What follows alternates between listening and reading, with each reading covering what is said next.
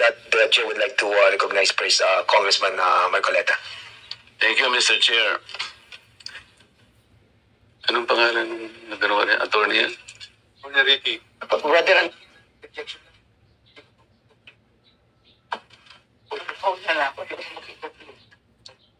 hindi, tungkol lang sa sinasabi yung doktrina kanina. Attorney, abogado ka pala na nagtuturo sa Ateneo. At sinasabi mo, ang diferensya ng private sa public figure, pagka public figure ay hindi basta-basta. Kahit nabirahin mo, parang may lisensya ka na, parang gano'n sinasabi mo. Pero pag private, talagang kinakailangan may malis ka agad yun. Siguradong. Kaya lang nung ikaw ay nag-vlog, ito yung title ng vlog mo sa akin eh. Huwag maniniwala sa pakulo at panliling lang ni Marcoleta. Ano ang panliling lang ko, attorney? Public figure ako, pero kailangan malaman ko, sapagkat dito lang may malis ka na eh. Una, hindi mo ako kilala, ikaw hindi rin kita kilala. Pero dito lang the title pa lang. Huwag maniniwala sa pakulo at panlilin lang ni Marcoleta. Attorney, kahit kailan wala akong nilinlang na mamamayan ng Pilipinas. Wala kang karapatan na akusahan mo ako ng ganito. Kung ang pinag-uusapan ay gusto mo lang ma-informahan ang mga nagpa-follow sa iyo kung sino-sinong maraming nagpa-follow, pwede mo ba sagutin ito muna? Ano yung panlilin lang na sinasabi mo rito? Marami na po kasi akong naging hindi ko ano yung particular na. Ito pakikita ko sa iyo, ayan hindi ko po alam kung anong particular doon na attorney, gumawa ka ng vlog. Yes po, ako po. Responsibilidad mo sa public ito, lalong-lalo na yung naniniwala sa iyo. Hindi ko maniwala kung paano mo silang napaniwala. Pero itong sinabi mong ito, may pakulo ako at panlilin lang. Ito yung sagutin mo. Hindi ako naniniwala hindi mo naalala ito. Mr. Chair? Mr. Chair? go ahead.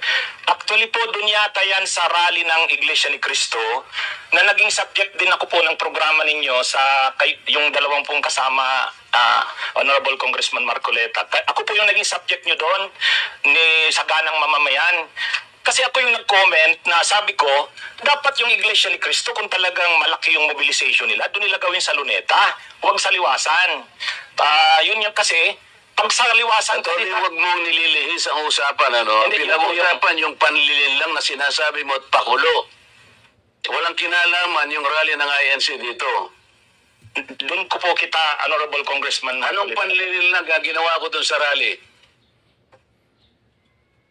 Yung po yatang speech nyo doon sa... Hindi pa yata. Kailangan siguruhin mo. Nagsalita ko doon. Anong parte ng speech ko? Ang nilinlang ko ang mamamayang Pilipino. Honorable Congressman Marco, yung reaction ko po yata yung speech nyo po doon sa ano nga? Kung alam mo yung speech ko, ano yung panlilinlang doon? Tingnan ko po dito sa kung ano yung... Ang dami ko na po kasi naging content tungkol. Hindi ganoon. Ako kapag sinabi ko, alam ko ang pinagbabasihan ko. Kahit matagal na yon, maaalala ko. Pag nilinlang ako ng isang tao, alam ko. Problema sa inyo, hindi ko nilalat ang vloggers, Ako, hindi ko minamasama yung vlogs. Yan ay part ng ating free speech. Expression. At yan ay ginagaranti ng ating saligang batas. Totoo naman na kapag public figures, hindi dapat balat sibuyas. Hindi kagaya ng balat sibuyas ni Kong Barbers, alam ko yan. Pero hindi nangangahulugan. Kailangan i-establish ninyo. I-establish mo. Ikaw ay abogado pa rin, kagaya na sinasabi mo, nagtuturo ka pa sa isang reputabling institusyon. At pagkatapos, tinatanong ko lang ngayon, ikaw ang nagbablog, Basta po tungkol po talaga yung naging topic ko po kayo tungkol dun sa rally ng... Ano nga yung sinabi ko sa rally na nanilang ako ng Pilipino? Wala ka man lang maisip? Ito yung uri mo na hindi kailangan talagang nagbablog Nami-mislead mo yung mga tao, nililin lang mo yung mga tao. ang dahilan ay hindi mo man lang masabi kung ano yung aking mga panlilinlang na sinasabi mo rito. Pakulo at panlilinlang. Hindi ganyan yung mga vloggers na kilala ko. Yung mga vloggers umaatake rin sa akin, pero hindi ako balat sibuyas sapagkat may basihan ang kanilang sinasabi. Yung pinag-uusapan siguro namin dito. Gusto nila niyang tingnan siguro kung ano yung mga seeds ng mga aming pinag-uusapan dito. Hindi ako balat sibuyas, pero ito, wala akong makitang panlilinlang na ginawa ko sa ating mamamayan. Ikaw, ang lakas ng loob mo na mag-vlog. Abogado ka pa naman. O ano? Gusto, panoorin ko po mamaya itong kung ano Ay, ang hirap sa atin, Mr. Chair eh. ano po kasi, Isip-isipin mo, bigla ka na lang gagawa ng isang vlog na ngayon ay tatanungin kita ng diretso. Wala ka man lang masabi, kahit isang panlilin lang. At inakala mo, baka sakaling doon sa rally. Ibig mo sabihin, naharap ako sa rally pagkalaki-laki para manlilang lang ako ng mamamayang Pilipino? Hindi ka dapat na abogado eh. Hindi ka dapat magturo sa Ateneo. Sinasabi ko sa iyo ngayon. Ako hindi ko inaukusahan ng mga vloggers. Kahit masasakit ang sinasabi nila, ngunit merong basihan. Meron silang pinagmumulan na basihan. Kamukha nung isang vlogger, Mr. Chair. Nakita niya yung isang tarpaulin, isang billboard na na-install doon sa SLEX. Isang female vlogger, Mr. Chair, na napanood ko. Itong si Marcoleta kanya, walang kahihiyan ito Nga pala eh.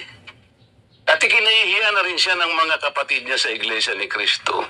Sapagkat, akalain mong gagawa siya ng billboard, isasama niya kanya si Pastor Kibuloy. Hindi ba niya alam na si Pastor Kibuloy ay ganyan. So, kinakailangan, Mr. Chair, na sagutin ko. Ang pagkakasabi ko lang po na sagutin ko, miss ka ako, hindi kita kilala, pero medyo nasaktan lang ako, pero nandun na lang, pagpapasensyahan na kita, sapagat ako ay public figure. Kung ako lang ka ako ang ginanito mo, okay lang eh. Kaya lang kita sasagutin sapagkat yung mga nakikinig sa'yo, baka malin lang mo. Baka sila'y mailigaw mo sa paniwala na ako nga ang gumawa ng billboard na yan.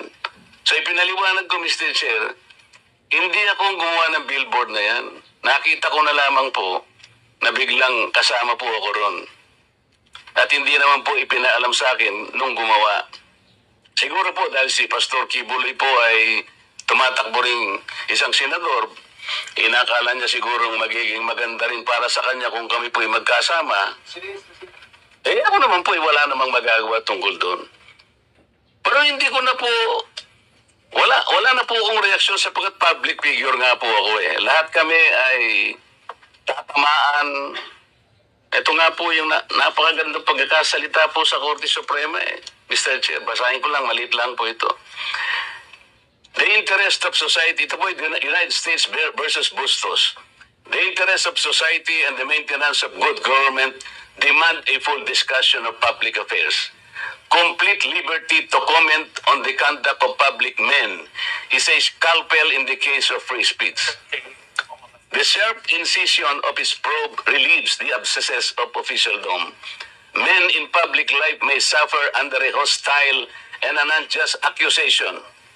The wound can be assuaged with the balm of a clear conscience.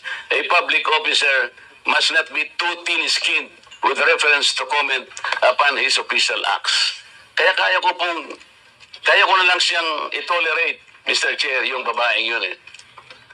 Pero ikaw, attorney, dahil sa attorney ka, yan ang sinasabi mo, at nagtuturo ka pa sa isang reputable institution, dito lamang sa title mo eh, huwag maniniwala sa pakulo at panlilin lang ni Marcoleta. Pagkatapos tatanungin kita ngayon, kung anong panlilin lang ang ginawa ko, wala ka man lang masabi. Kaya naman kitang i-demanda pero hindi na kita pagtitsagaan eh, kung ikaw lang. Gusto ko lang malaman ng mga tao na walang basihan tong ginagawa mo. Para sa akin, sapat na nakabayaran sa'yo.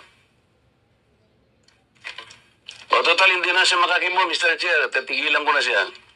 And with that, Congressman Marcoleta, that will serve as your time as interpellator. Ang haba ng interpellation mo.